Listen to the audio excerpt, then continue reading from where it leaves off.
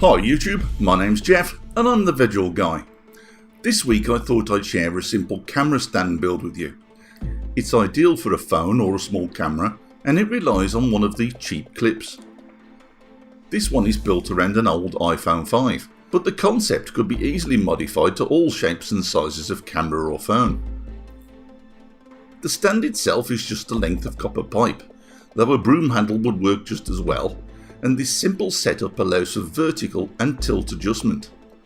It cost me nothing to make as it's constructed from mainly scrap materials. It's very simple construction, and all in all it's a surprisingly sturdy camera support. Dimensions aren't critical as they can be adjusted for your needs, but for this iPhone 5 which records most of my videos, I needed a block of wood approximately 5 inches long.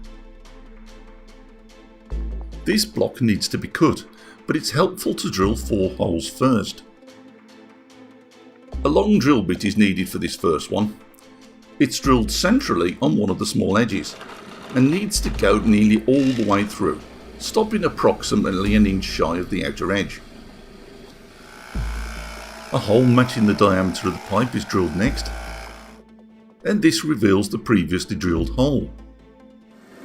A hole for the clip support goes roughly an inch from the corner, and finally one more hole is drilled on this front edge. Personally, I'm going to be using 6mm bolts and threaded rod, which doesn't actually fit perfectly into these clips, which I believe are a 1/4 inch thread. It's close, but it's no cigar.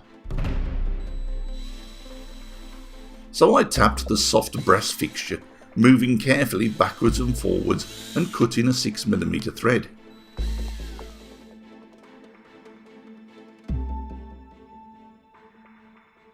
After cutting the block, I needed a length of threaded rod which is just a little longer than this larger section.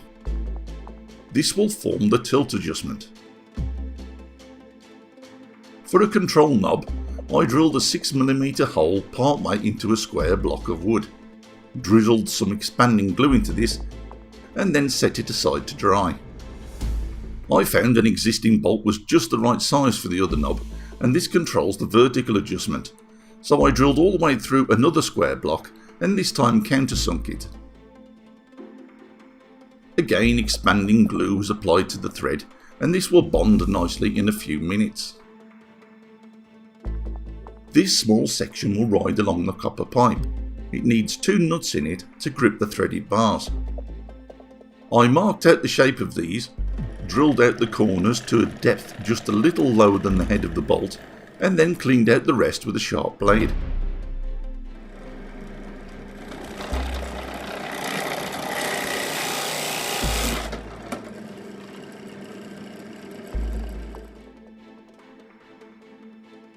I bonded these nuts in place with car body filler, which sticks to just about anything and sets nice and hard. But here's a vital tip first. There will be some moderate pressure applied to these nuts, which could cause them to prise loose. It's not easy to see on this image, but I carefully angled some small holes around the edges. These create a concave section for the filler to wedge into. It's also worth carefully scarring the sides of the nuts with a hacksaw or file. These extra steps will help prevent things from being pulled free. The filler is applied to the holes, and some spare bolts are used to hammer home the nuts. It's critical that these bolts pass right the way through the timber. Don't pull anything out just yet, but give it 5 minutes, not 10, just 5.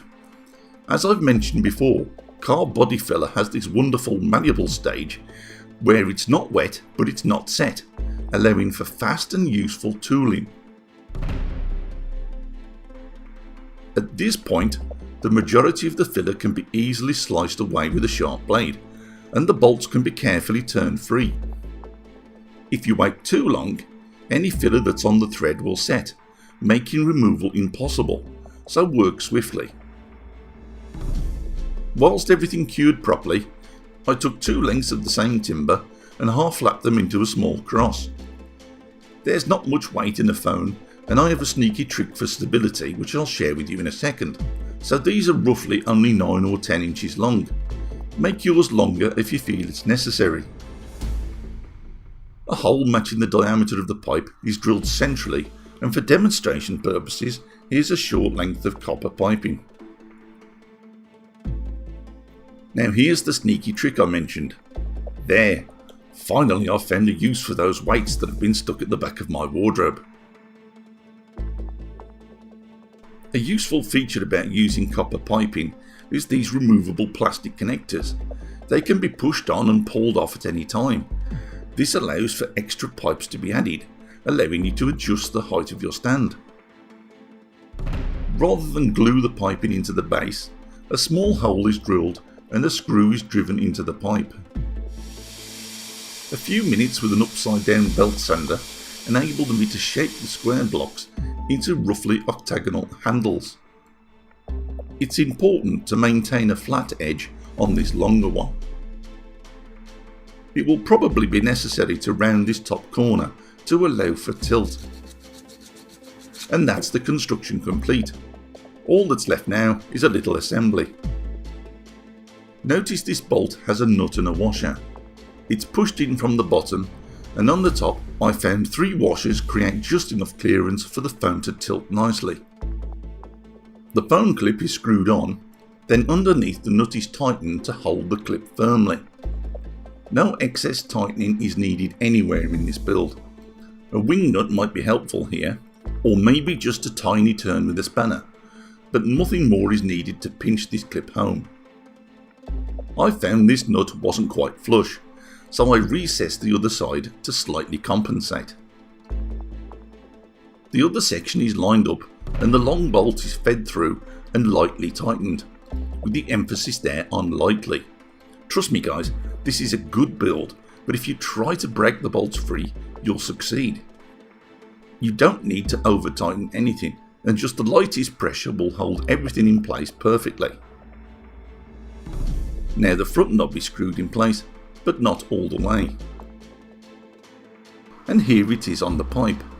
It pretty much holds itself in place, but a light turn allows you to feel when the bolt touches the pipe, and that's enough to hold it firmly. The clip section can be tilted to any useful angle, and again light clamping holds this in place. If you don't trust yourself to be light on the tightening, or if your camera is a little heavier, you could try this approach instead. As before, drill a long hole centrally, but this time pass all the way through. Drill the pipe fixing hole, then cut the block. On the small section, on the outside, drill a small hole a little wider than the head of the bolt, but don't go all the way through. A long bolt can now be passed from the outside inwards, and it can be bolted in place with filler, expanding glue, or a mixture of the two. You can now fill this outer hole if you wish. For the control knob, this time set the nut on the outside of the knob. This should resist all but the heaviest twisting. But really, if you treat the stand as you would treat your camera or phone, this isn't necessary, but the choice is yours. Now here's everything with a little black paint. I hope you agree it doesn't look too bad, and it does a surprisingly good job. It takes very little time and effort to build this, and it's a really versatile camera support. It will certainly be useful to me. And that's a finished video, I think, folks. I hope you enjoyed this one, and if you did, please like it. Please subscribe to my YouTube channel if you haven't already, and feel free to drop me a line with any comments, questions or video requests. So that's it for now guys, thanks for watching.